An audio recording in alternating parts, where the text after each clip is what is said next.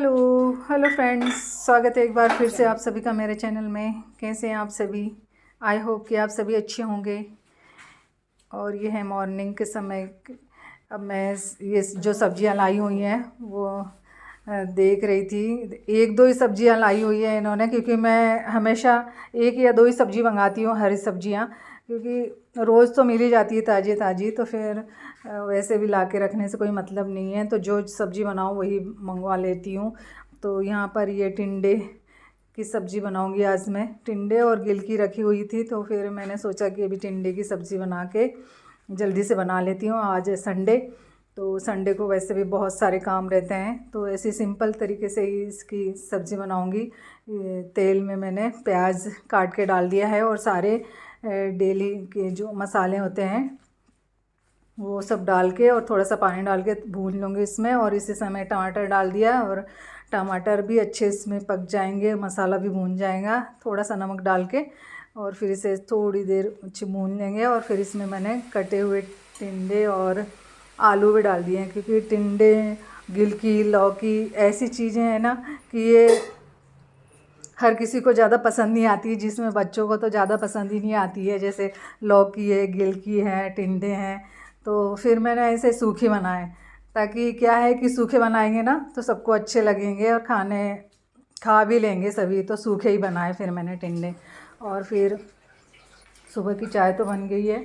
फिर ये दूध की थैली रखी थी, इसे भी गर्म कर लेती हूँ साथ ही साथ। और यहाँ मैं कुकर में तेल डाल के, तेल गर्म होने के बाद उसमें खड़े गरम मसाले, तेज पत्ता, लौंग और काली मिर्च और थोड़ा सा जीरा ऐसा डाल के मैंने चावल फ्राई करूँगी। इसके लिए मैंने थोड़े से लंबी लंबी सी हरी मिर्च और प्याज काट लिए हैं लंबे लंबे से। और इसी में अब मैं चावल फ्राई करूँगी। आज फ्राई चावल बनाऊँगी, तो इस तरह से भी बनाएंगे ना तो अच्छे बनते हैं थे फिर चावल फ्राई। और मैं चावल को थोड़ी देर भिगा के रख देती हूँ, और फिर इसका पानी फिर मैं ऐसे यूज़ करती हूँ बाल धोने के लिए।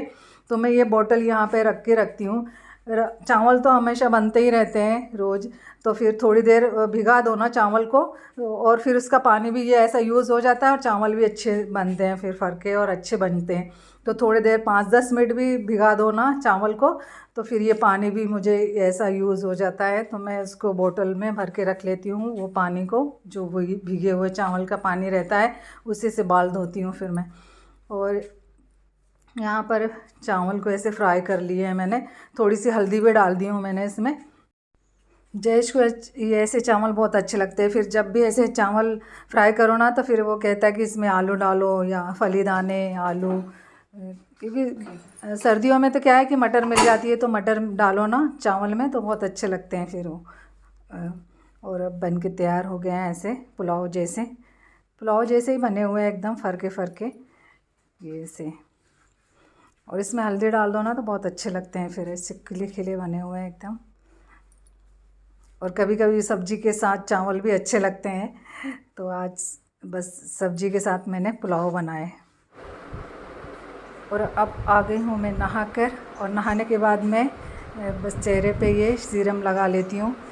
इससे ज़्यादा और कुछ नहीं लगाती हूँ, फिर क्रीम और दूसरी कुछ चीज़ें। जब से मैंने सीरम लिया है ना तो फिर नहाने के बाद मैं इसे चेहरे पे लगा लेती हूँ।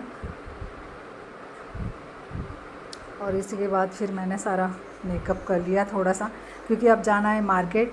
आज संडे है, तो मैंने सोचा कि घूमने कहीं जाते हैं, क्योंकि एक ही दिन मिलता है मार्केट जाने का। तो फिर सारे काम हो गए, किचन भी अच्छा क्लीन कर लिया है मैंने, सब सारे काम कर लो। और कहीं जाते समय पूरा किचन अच्छा साफ़ करके जाओ ना, तो इतना फिर हमें आते से फिर इतना काम नहीं रहता है, फैला भी नहीं रहता है घर।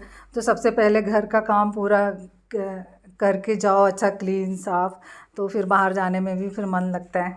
चाय का टाइम तो हो ही जाता है, तो मैंने सोचा कि चाय बनाते हुए इनको पिला दूँगी, क्योंकि ये खाना खाने के बाद फिर आलस आ जाता है, सो जाते हैं ना, तो फिर इनको चाय दे दो तो फिर उठते हैं, फिर तैयार होते हैं। तो फिर मुझे उस टाइम चाय बनानी पड़ती है। बाहर कहीं मार्केट जाओ ना तो फिर निकलते निकलते शाम हो ही जाती है। तो मैंने सोचा कि आज संडे है तो ये घर पे हैं, तो भगवान जी के मंदिर भी हो आते हैं, क्योंकि ऑफिस टाइम में फिर ऐसे टाइम नहीं मिलता है इन्हें। तो मैंने सोचा कि आज दर्शन कर लेते हैं श्रावण के महीने में अचलेश्वर भगवान के। ये हैं अचलेश्वर भगवान जो कि बीच रोड पे बना हुआ है, जिनका मंदिर स्वयंभू हैं। वो बीच रोड पे ही स्वयं प्रकट हुए होंगे, तो बीच रोड में ही बने हुए हैं। मैंने पहले भी इसका वीडियो शेयर किया था। तो जैसे ही हम गए ना तो आरती शुरू हो गई थी, क्योंकि शाम का टाइम था तो फिर आरती शुरू हो गई थी। तो आरती में तो इतनी भीड़ थी कि वहाँ पर दर्शन करना बहुत दुभर हो जाता है। अचलेश्वर भगवान के मंदिर में हमेशा ही इतनी भीड़ रहती है, जिसमें शिवरात्रि में तो बिल्कुल मुश्किल हो जाता है दर्शन उनके, बहुत लंबी लाइन लगती है। और अभी ये भी चल रहा है श्रावण महीना, तो इस टाइम भी बहुत भीड़ रहती है, रोज़ ही रहती होंगी। हम तो खैर संडे के दिन पहुँचे तो शाम को हमें आरती भी मिल गई, दर्शन कर लिए हमने सोचा कि श्रावण महीना चल रहा है तो चलो अचलेश्वर भगवान के भी दर्शन कर लेते हैं। आज संडे है तो फिर घूमना भी हो जाएगा और दर्शन भी कर लेंगे। श्रावण महीने में ये मंदिर कितने सालों से बनना शुरू हुआ है? अभी 2-4 साल तो हो गए। बनेगा तो बहुत अच्छा बनेगा, बन ही रहा है। जय अचलेश्वर भगवान की जय। और ये है मंदिर का दूसरी साइड का सीन। लाइटिंग भी अच्छी लगी हुई है, तो बहुत अच्छा लग रहा था रात में मंदिर का सीन। और आसपास ही दुकानें लगी हुई हैं, तो आसानी से बिलपत्री ये सब पूजा की सामग्री मिल जाती है, तो ये अच्छी बात है। और ये जो मंदिर बन रहा है और पूरी तरह से जब बन जाएगा ना तो बहुत अच्छे तरीके से बनेगा। जो भी जाने का रास्ता, निकलने का रास्ता सब अलग अलग हो जाएंगे ना, तो इतनी फिर आसानी हो जाएगी दर्शन करना। अभी तो खैर ऐसा है, अभी ऐसा बना रखा है ये वाला मंदिर का रास्ता। और वहाँ पर प्रसादी भी बट रही थी बहुत। और पास में ही ये मंदिर है, लगा ही हुआ है उनके पास में ये वाला मंदिर भी, जहाँ पर सारे देवी देवताओं का मंदिर है, सब अंदर सारे भगवान जी हैं। तो यहाँ पर भी दर्शन करते हुए जाते हैं, क्योंकि जो भी मंदिर आता है वो यहाँ पर तो आते ही हैं फिर दर्शन करने। तो सभी लोग यहाँ पर भी मंदिर में दर्शन करते हुए हम भी गए। ये इतना अच्छा बना हुआ है, आलीशान सा एकदम, बहुत अच्छा लगता है। यहाँ पे बहुत साफ़ सफाई भी बहुत रहती है, और ऐसा कुछ चढ़ाने वाला नहीं रहता है, सभी लोग ऐसे दूर से दर्शन करते हैं।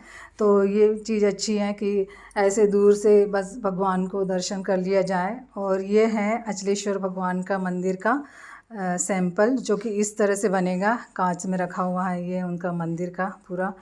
ये शिवलिंग यहाँ पर है और इस तरह से फिर पूरा मंदिर का ये नक्शा है।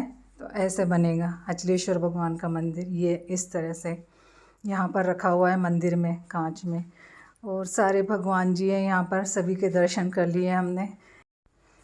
और ये बात अच्छी है कि यहाँ पर जो मंदिर में दूर से ही सबको दर्शन करने देते हैं, ऐसे जो बना रखते हैं ना, तो ये अच्छा लगता है। ताकि क्या है कि पब्लिक बहुत ज़्यादा कुछ चढ़ाने बढ़ाने का ऐसा कुछ ना करें, और बहुत साफ़ सफाई का ध्यान रखा जाए। तो मंदिरों में साफ़ सफाई होनी ज़रूरी है, तो वहाँ पर अच्छा है। और वहीं पर फिर ये अंदर ये नटराज जी की मूर्ति भी है, बहुत विशालकाय बनी हुई है। जब उनके सामने जाओ ना तो ऐसा लगता है कि बहुत विशाल है, एकदम रौद्र रूप जैसा लगता है उनका। ये दीवार पे बनी हुई है। सब दूरदर्शन करते हुए फिर आ गए हम घर पे। अब ये है मंडे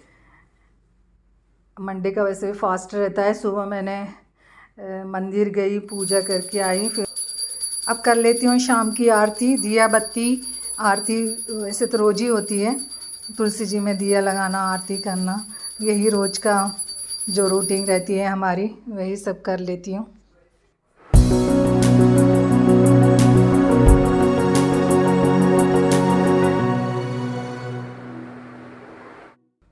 और आज मैंने पूरन पोली के लिए ये चने की दाल भिगा दी थी, 3-4 घंटे पहले भिगाई हुई थी, तो अच्छी फूल गई है। तो फिर उसे उबाल लिया है मैंने, और इतना उबल गया है, पानी थोड़ा कम ही डाला था मैंने, तो फिर अच्छी सूखी सी ये ऐसी उबल गई है, इसमें पानी बिल्कुल नहीं है। तो इसे मैं चम्मच से ही मैश कर लूँगी पूरा, तो ये पीसने की ज़रूरत नहीं रहेगी मिक्सर में। तो इसे चम्मच से ही मैंने ऐसे मैश कर लिया है ये चने की दाल को। और अब आटा लगा लेती हूँ। पूरन पोली के लिए। तो मैदे में थोड़ा सा ये घी डाल लो ना तो अच्छे सॉफ्ट बनते हैं फिर। तो ये बस इसको अच्छा सा नरम सा गूँथ लेंगे मैदे को, क्योंकि पूरन पोली के आटा जो रहता है, मैदा हो या गेहूं का आटा हो, थोड़ा सा नरम गूँथेंगे ना तो पूरन पोली फटेगी नहीं फिर। अभी ये गीला लग रहा है लेकिन थोड़ी देर रख देंगे तो अच्छा सेट हो जाएगा ये आटा फिर। और अब पूरन पोली का जो पूरन है उसको अब घी में अच्छे से भून लेंगे, क्योंकि इसमें मेन चीज़ रहती है पूरन जितनी अच्छी तरीके से ना भुने जाएगा उतना ही अच्छा लगेगा। और इसी टाइम में फिर मैंने गुड़ भी डाल दिया है, क्योंकि गुड़ का ही ज़्यादा अच्छा लगता है, तो मैं ज़्यादातर ज़्यादा क्वांटिटी में गुड़ डालती हूँ। और अच्छा सा भून लेते हैं उसे लगातार चलाते हुए, तो ऐसे कलर का हो जाता है। इतना अच्छा ये भून गया है पूरी तरह से। फिर इसमें मैंने वो इलायची भी डाल दी हूँ, क्योंकि मीठी चीज़ में इलायची डाल दो ना तो बहुत अच्छा टेस्ट और बढ़ जाता है फिर। तो इस तरह से ये ऐसे भून के अच्छा तैयार हो गया है इसका पूरन पोली का पूरन। और इसे फिर मैं ऐसे भर के बनाती हूँ। फिर इसकी गोली ऐसे बना लेंगे ऐसे, और फिर इसको हाथ में थोड़ा सा और जैसे बढ़ा लेंगे ना तो पूरी तरह से पूरे लोई में वो भर जाएगा पूरन। और हल्के हाथों से इसे बेल लेंगे फिर। अच्छे नरम आटा गूँथा हुआ है ना तो फट नहीं रही है। इसका यही पूरन पोली फटने का यही कारण रहता है। यदि मैदा या आटा हमने कड़क गूँथा रहता है ना तो फिर फटने लग जाती है। और यदि नरम रहेगा आटा तो अच्छी ऐसी फूली फूली बनती है। फिर ऐसी फूल रही थी सब पूरन पोली। तो आज मन कर रहा था कि पूरन पोली बनाई जाए। ये पूरन पोली तो वैसे इसमें मैं होली पे या उस पे बनाती हूँ, मैं कौन सा एक त्यौहार होता है उस पे ज़्यादातर महत्व रहता है। ये पूरन पोली वैसे महाराष्ट्र की बहुत फेमस डिश है।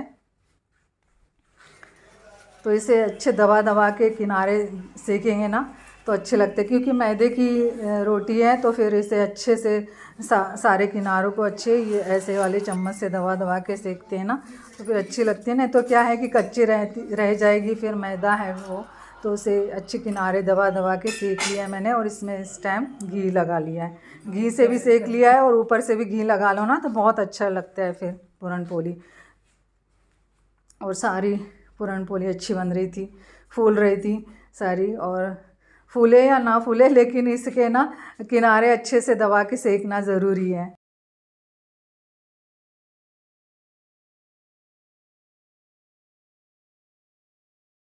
सारी अच्छी नरम नरम सी बन रही थी और मैं अच्छे किनारे दबा दबा के ही सेक रही थी, ताकि क्या है कि जब ये गर्म रहती तब तो अच्छी दिखती है, लेकिन जब ये ठंडी हो जाती है ना तो यदि ये अच्छी सी सीखी नहीं रहती है तो फिर कच्ची सी लगती है। इसलिए इसे किनारे दबा दबा के सेकना बहुत ज़रूरी है। तो मैंने सारी पूरन पोली बना ली हूँ, बहुत अच्छी सॉफ्ट सॉफ्ट बनी हुई है ये। इसमें ऊपर से घी लगा दिया है और ये इस तरह से बनी हुई है, एकदम पूरा भर गया है इसमें पूरन पूरी रोटी में। इस तरह से पूरे रोटी में भरता है ना तो तब अच्छी लगती है फिर। और ये गर्मा गर्म है, मैं इसे ऐसे फोल्ड कर रही थी, बहुत अच्छी सॉफ्ट बनी हुई है एकदम, अभी गर्म ही है। इस तरह से नरम बनेगी ना तो बहुत अच्छी लगती है फिर खाने में, टेस्टी। पूरन पोली तो वैसे भी अच्छी लगती है। लो बेटा, लो ले जाओ, गर्मा गर्म खाओ, गर्मा गर्म अच्छी लगेगी।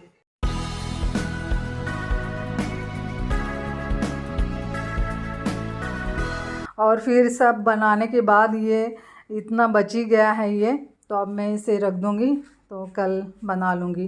क्योंकि ऐसा ही होता है ज़्यादातर, जब भी पूरन पोली बनाओ ना तो इतना तो थोड़ा ना थोड़ा बचता ही है ये पूरन।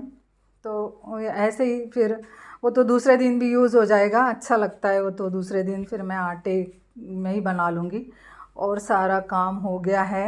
और मेन काम तो ये रहता है कि जब तक किचन ना साफ़ किया जाए ना तब तक ऐसा लगता है कि हमारा बहुत सारा काम पड़ा हुआ है। और रात में ही ऐसे सब पूरा किचन क्लीन करके सोना तो फिर सुबह इतना काम नहीं रहता है। उठते से जैसे हमें किचन एकदम साफ़ सुथरा मिलता है तो सुबह हमें बहुत आसानी हो जाती है। इसलिए मैं जितना भी लेट हो लेकिन किचन साफ़ करके ही ऐसे सोती हूँ, तो फिर अच्छा रहता है। जैसे सुबह हमें बहुत कामों में आसानी हो जाती है, क्योंकि मॉर्निंग में तो बहुत सारे काम होते हैं और उठते से ही यदि हम जूठे बर्तन और किचन फैला हुआ देखेंगे तो बहुत दिमाग और ख़राब होता है। फिर ऐसा लगता है कि अब पहले तो किचन साफ़ करना है, क्योंकि करना हमें ही है।